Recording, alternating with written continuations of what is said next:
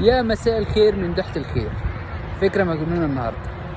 هنروح 5 أو 4 أماكن نشوف أجواء آخر أيام أجواء المونديال، مونديال قطر 2022، مونديال اللي العالم اللي أبهر العالم كله، مونديال الاستثناء.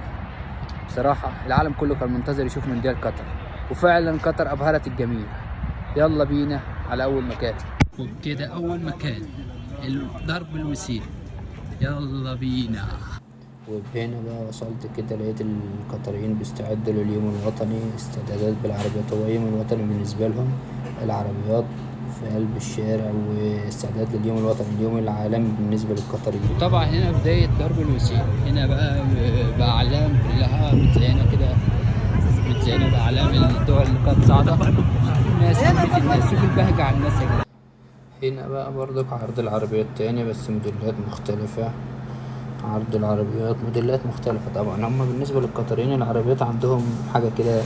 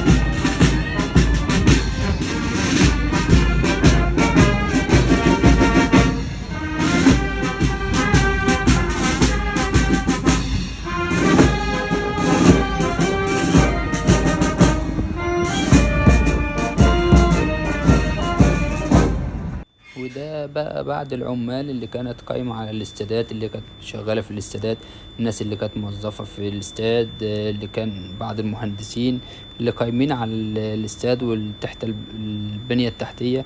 فده بعد نسبة منهم، مش كلهم طبعا يعني، ده دي نسبة منهم قليلة جدا يعني. وده بقى تبع الفيفا طبعا. قطر ملهاش في ده، دول اللي هم تبع الفيفا، الناس اللي شغالة تبع الفيفا. طبعا انا هخليكم تسمعوا الناس دي بتقول ايه. وبصراحة شوف يعني يا جدعان، كان في عظمة في المونديال ده كان بصراحة هيبقى مونديال استثنائي. رئيس الفيفا طلع بنفسه اعلن ان المونديال فعلا قطر 2022 هيبقى مونديال استثنائي.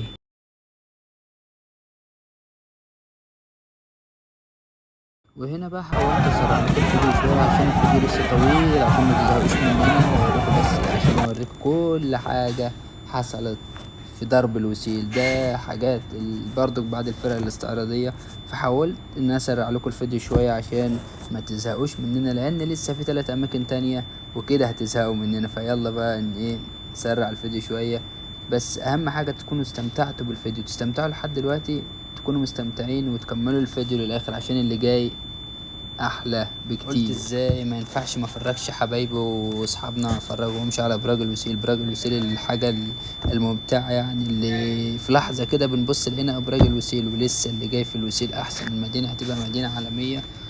وقلنا قبل ما نخلص كده ما ينفعش ما نصورش لحبايبنا ابراج الوسيل والزحمه والمولد اللي صاحبه غايب. يلا بينا. وهنا رجعت بقى تاني ليكم، برضو سرعنا الفيديو لان الفيديو طويل جدا فعلا، فعشان ما تزهقوش مننا.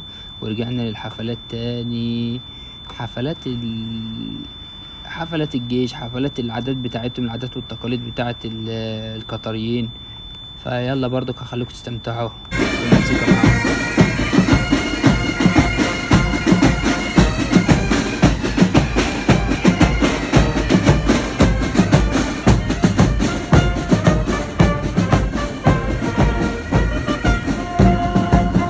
هنا بقى العربات دي جاية مخصوص للمونديال، عربات الشرطة دي جاية مخصوص للمونديال قطر 2020. انت عارف يعني ايه الفخامة؟ عربات تيجي لمونديال يا جدعان، يعني فخامة يا جدعان اقسم بالله.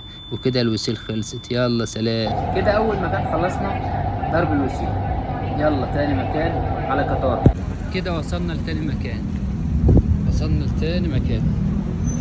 وبكده بقى دخلنا قطارة نتمشى. قطارة يعني يعتبر ان هي كلها كافيهات والديزاين بتاعها كده على الديزاين الاثري، يعني ديزاين اثري كده. هنا النافورة دي كانت اوريدي خلاص، يعني هي بتبقى شغالة بس ايه بتبقى مع الحفلات وكده. فللأسف احنا وصلنا قطارة كانت الساعة تقريبا 11 ونص، فالحفلات كانت في قطارة خلصت لأنها بتبقى قطارة عامة كافيهات، الكافيهات البراند بتبقى حاجة بروفيشنال، يعني قطارة حاجة بروفيشنال بمعنى صح. هنا بقى عائلة اندونيسية تقريبا شايلين علم قطر وعلم فلسطين. احسن حاجة في المونديال علم فلسطين مرفوع في كل مكان. علم فلسطين في مونديال قطر 2022 كان مرفوع لحد اخر يوم في مونديال قطر. وهنا بقى دخلت الشارع الجانبي كده القطارة شوف يا جدعان حاجات أثرية، حاجات تحس إن هي كده على التراث الأثري. والناس الجو زحمة يعني. المونديال فعلا كان عامل بهجة للناس، الناس كلها مبسوطة، الناس كلها فرحانة بمونديال قطر. العرب كلهم كانوا متجمعين فعلا. مونديال قطر جمع العرب كلهم، أول حدث رياضي جمع العالم كلها، جمع العرب، ما علينا من العالم جمع العرب. وكلنا كنا على قضية فلسطين يعني. ربنا يصلح حال أهلنا في فلسطين يا رب، وينصرهم على من يعاديهم يا رب. وفضلت ماشي برضو كده، بس أنا زهقت من قطر بصراحة عشان الجو زحمة، وقلت إيه أطلع أنا بقى من قطر. وبكده يبقى وصلنا لتالت مكان، مشيرة بقلب الدوحة. يلا بينا. وكده يبقى وصلنا مشيرة بقلب الدوحة. ويلكم تو مشيرة، يعني حاجة كده، هي قلب الدوحة فعلا يا جدعان. مشيرة ده قلب الدوحة كده فعلا. فقلت بقى اتمشى هنا شوية كده في الشارع بتاع مشيرة ده، في فيفا وورد كلاب قطر 22. وهنا بعض الفلبينيين بيعملوا استعراض حلو، وهنا كانوا بيعملوا استعراض بقى الجماعة الفلبينيين كده، فقلت لازم اصورهم لكم يعني. والدنيا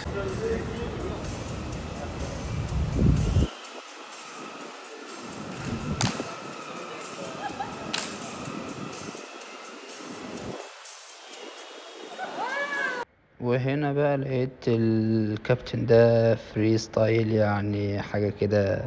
الناس دي بتعمل عظمة يا جدعان، بتوع الفري ستايل دول بصراحة يعني الله العظيم، يسلم يسلم يسلموا.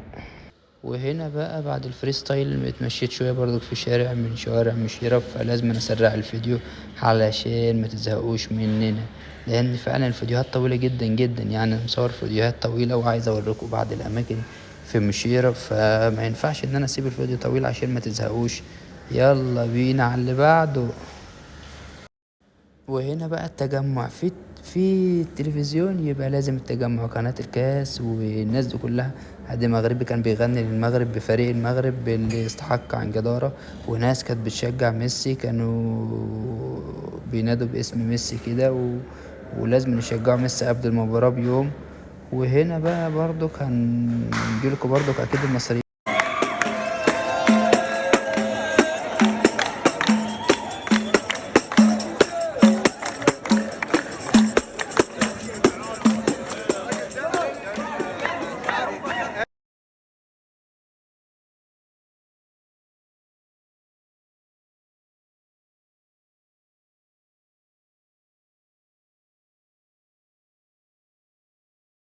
وهنا بقى اول ما دخلت لقيت الشباب السعودي عامل القطر الجميل وعمال يهتف للسعوديه، عمال يهتف للمنتخب السعودي، على قد ما هو خرج من المنتخب بس الشباب السعودي لسه موجود في الدوحه وعمال يهتف للسعوديه وللمنتخب الاخضر.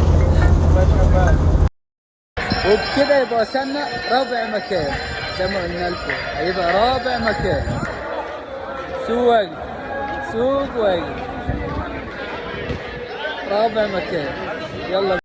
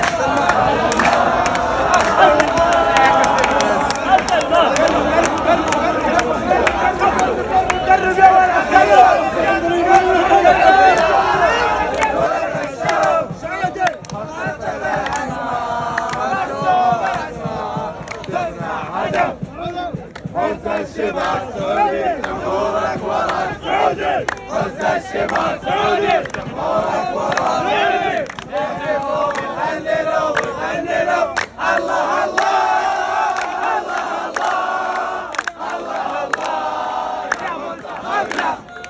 العب يا كابتن سعودي مثل بلادك ولك الشرف. حطيت الهجمة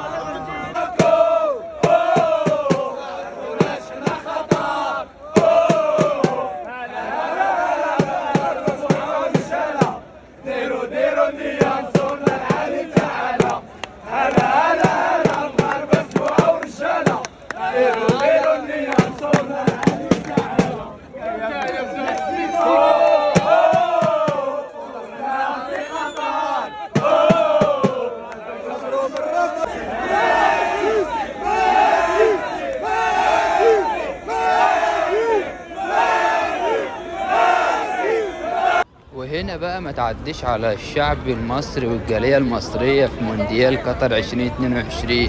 انا هخليكم تسمعوا بنفسكم، بس ايه قلت نديكم كلمتين حلوين. يلا بينا. الشعب المصري عمل قلبان في الدول.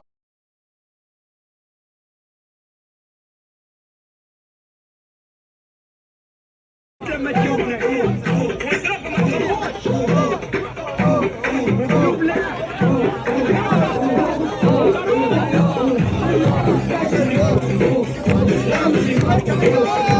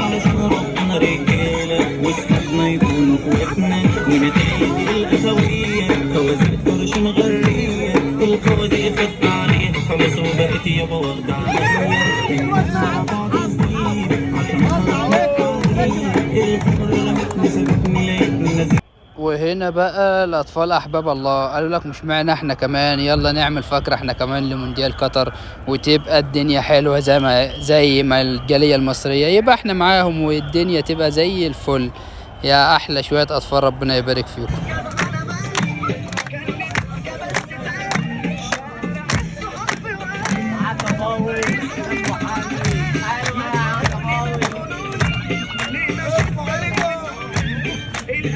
هنا الاطفال بقى كانت بتعمل عقبه. وكده يبقى وصلنا لنهايه الفيديو لو عجبك ما تنساش يا صاحبي بقى تعمل لي الشير وسبسكرايب وتعمل لايك عشان يوصلك الفيديو الجديد.